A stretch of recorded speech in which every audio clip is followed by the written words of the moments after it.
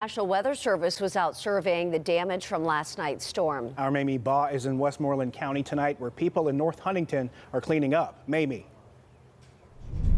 Yeah, the National Weather Service says it was high winds, 60 to 70 miles per hour, that caused the damage you see in parts of Westmoreland County today. Take a look at this shed. It went from here, flipped onto its side, and landed on the fence right here. The property owner is working to get it cleaned up. She tells me that she has her gardening tools in here. Now over here, one property over, walk with me. The property owner tells me not just one, not two, but 4 of his sheds were blown to pieces. Parts of it scattered everywhere, parts of it in the tree, and also going down the hill and over the ravine.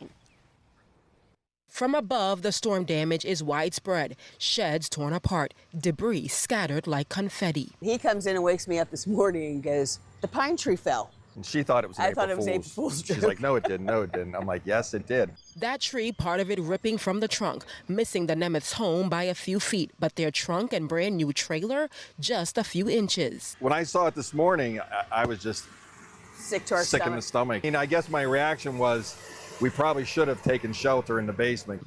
On the Nemeth's property, tree limbs aren't the only things you see. Shed parts and patio furniture, all from the properties on the other side of the ravine. We heard this big loud noise, like almost like an engine grinding or whatever, and then we looked out the window and we saw that.